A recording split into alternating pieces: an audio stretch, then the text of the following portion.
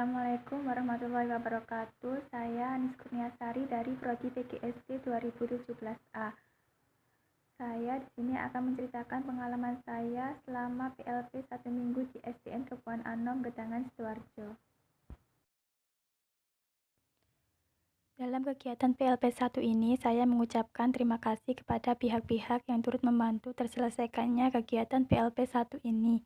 Oleh karena itu, saya mengucapkan terima kasih kepada Bu Fia Yustitia, SPD, MPD, selaku dosen pembimbingan PLP 1 Prodi PGSD Universitas PGRI Adi Buwana, Surabaya. Kepada Bu Emi Kristiana, SPD, selaku Kepala Sekolah SDN Kebon Anom, Gedangan, Sidoarjo. Kepada Bapak Sutikno, selaku Guru Bimbingan PLP 1 SDN Kebon Anom, Gedangan, Sidoarjo.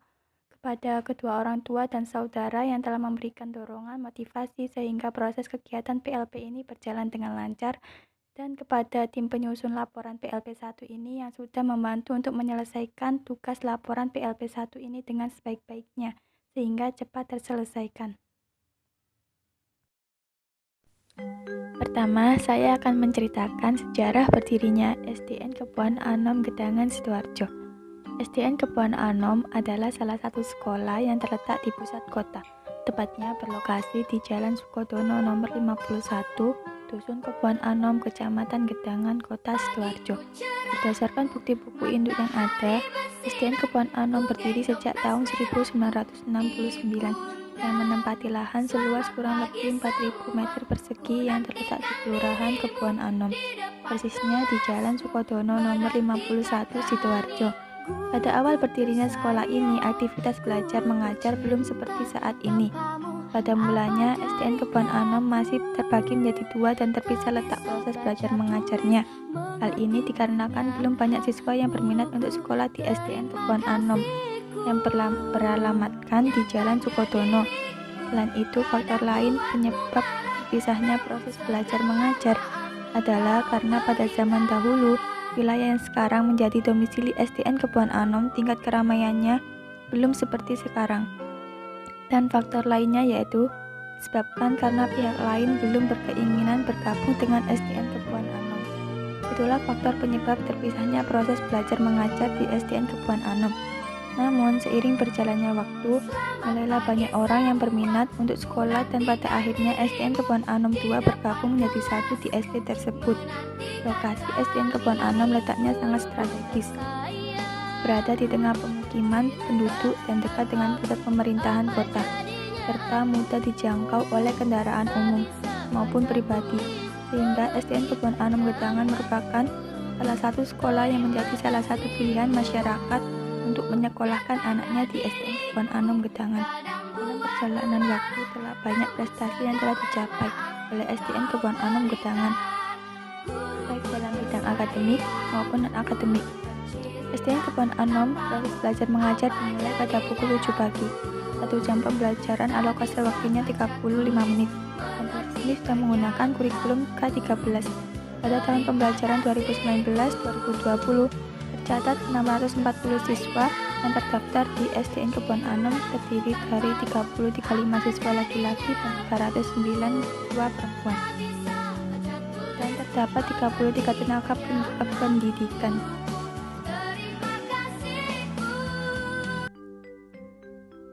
Selanjutnya, kegiatan ekstrakurikuler. Di SDN Kebon Anom ada berbagai kegiatan ekstrakurikuler yang bertujuan untuk menggali minat, bakat, dan motivasi siswa, yang terdiri dari bahasa Inggris, teknologi informasi dan komunikasi atau TIK, pramuka, drum band, penjari, seni baca Al-Quran, dan seni tari. Jadwal kegiatan ekstrakurikuler di SDN Kebon Anom dilakukan setiap hari Sabtu. Selanjutnya, budaya sekolah. Berdasarkan hasil pengamatan yang dilakukan selama 1 minggu di SDN Kebon Anom Gedangan, saya dapat menemukan berbagai hal dan mengidentifikasi budaya yang ada di sekolah tersebut. Budaya sekolah yang terdapat di SDN Kebon Anom Gedangan sudah terlaksanakan dengan sangat baik. Contohnya, kebudayaan yang ada antara lain, salah satunya budaya 6S. Para siswa dididik untuk senyum, salam, sapa, sopan, santun, serta saling menjaga silaturahmi kepada setiap warga sekolah yang ditemui, terutama kepada wali murid dengan guru. Tujuannya budaya tersebut adalah untuk meningkatkan keakraban antara siswa dengan guru maupun siswa dengan warga sekolah, serta bertujuan agar siswa memiliki karakter ramah dan berbudi luhur. Budaya tertib.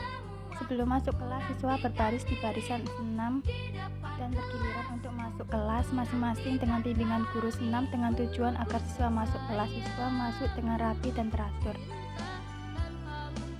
Selanjutnya, budaya menyanyikan lagu Indonesia Raya dan lagu wajib. Kegiatan menyanyikan dilakukan setelah kegiatan senam pagi. Setiap siswa masuk kelas, sebelum proses kegiatan pembelajaran, siswa selalu menyanyikan lagu Indonesia Raya. Guru dan siswa penyanyi di dalam kelas mengikuti instrumen yang didengarkan.